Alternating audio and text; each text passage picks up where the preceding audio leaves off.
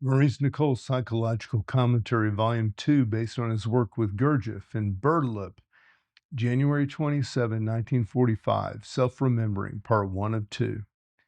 In a conversation recently held, there was the talk turned on. Well, in a conversation recently held here, the talk turned on self-remembering. It has often been said that unless you believe in something higher, you cannot remember yourself. There is a certain emotional feeling always connected with self-remembering. You cannot just in cold blood remember yourself. It is necessary to get into a certain state whereas one can observe oneself without getting into this particular state. Yet the two actions finally meet. Through self-remembering, we come under new influences which otherwise cannot reach us. If you feel the extraordinariness of your own existence, if you feel the miracle of your body, your consciousness of the world that surrounds you, if you begin to wonder who you are, then you are in a that's necessary for self-remembering. On the other hand, if you're completely identified with yourself and you take everything for granted, you are not in the state that is necessary for the act of self-remembering. I remember where I often said to you in the past things such as, look at your hands. Do you know what they are or how they move? Or look at the trees and ask yourself how it is that you see them, and many other things of similar nature. In all this, the sense of mystery is in us, the sense of the miraculous. It is not necessary to go to Tibet to find the miraculous. You can find it here, now, at this moment. How do you hear these words that are read out loud to you? How is it that you are conscious of what they mean? And how indeed are you sitting here listening? But usually we do not ask ourselves such strange questions and even think they are absurd, or we imagine that they have all been explained by science, whereas nothing has been explained by science. Unless you can look on life differently, you cannot remember yourself. One form of self-remembering is remembering that one is in the work and that one has to take everything in a different way according to the meaning and instruction of the work. This is a very powerful form of self-remembering which can be practiced very often. Life is coming in through your senses in bundles and packets at every moment, but how are you reacting to it? Does the work stand between you and external life, or are you just immersed asleep in external life and its events? If so, are you not remembering yourself?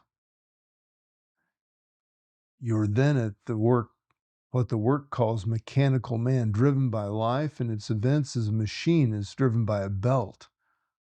To stand up in life with a feeling of distinctness of yourself, experiencing life of yourself, looking at life and noticing that reactions it makes in you, to feel that you are living life and not that life is living you.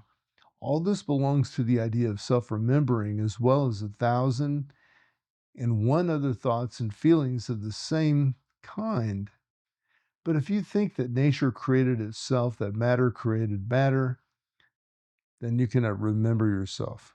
On the other hand, if you often think internally about the ray of creation coming down from above, or about the side octave from the sun from which ourselves are created, and if you no longer think that such ideas are unimportant, but are absolutely necessary for the right ordering of one's thoughts, then you may have a moment of self-remembering and catch a glimpse of what it means. It is only through a feeling of something higher that you can feel separate from something lower. And after a time, when you have experienced what this means, you will do everything you can to keep the feeling of something higher alive in you at all costs. And you will begin to hate those periods in which you are totally identified with external things. Here we have a different stage in the work. We then know to a small degree what it is to be awake, and by contrast, we know what it is to be asleep. And for a long time, this stage remains with us in such a way that we know that we are more awake, and we know when we are more asleep. Then it becomes a matter of inner choice, inner taste, and this stage inevitably lasts a long time. Here in this stage, there is, as it were, a long test depending on entirely on oneself, provided that one is constantly reminded of the work and its ideas. For this reason, it is necessary to find a person who will teach you the work and keep reminding you about it. And such a person must know the work and be constantly thinking about it and applying it. Yet, as I say, this stage,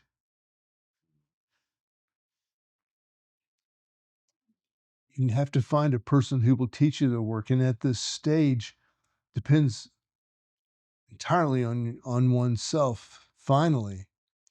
For the work seeks to make a new arrangement in our minds, and it can only do so when it is allowed to enter a person's mind. Nothing will enter into anybody's mind unless they feel an affection for it, a desire for it. And this means, in so many words, that unless one has eyes in oneself that wish to work, eyes that have always felt there is something else, eyes that can hear the work, not merely through the ears, but through the mind and understanding. Unless such eyes exist, the work can never enter. But if it does enter, then it becomes a matter of choice. One can always go with the bad eyes and even spend one's whole life in the company of such eyes, or one can choose by very slow and gradual insight to notice bad eyes and prefer not to surrender to their power. It is in this feeling of choice, of preferring better eyes than self-remembering, that self-remembering begins. One experiences the fact that by curious kind of mental act, or if you prefer, an act of the will, it is possible to separate oneself from the immense morass of negative eyes and, as it were, stand upright. This is a lifting of oneself above oneself, but as was said, this is impossible unless one knows for certain that there are better states and worse states of oneself. It is not a question of theoretically believing there is something higher, but of the actual perception of it in oneself. For the subject of this work is the strange and complex thing called oneself. One can begin it. One can often observe a regular horde of unpleasant, mean little eyes that surround one and wish to drag one down to their level, to their way of taking everything. And the act of transformation consists in being aware of this and not identifying, because one knows, because one can remember that there are quite different ways of taking things, even if for the time being one cannot get into those eyes that know better. Why do we think, for example, that things should always go right? And why are we upset when they do not go in this way? Why is it we never remember about second force? The reason is that only eyes that are in the work can remember such things, and that there lives in us a vast crowd of eyes that have never heard of the work and simply take their things in their own way. It may sound very strange that we have in us crowds of eyes that have never heard of the work.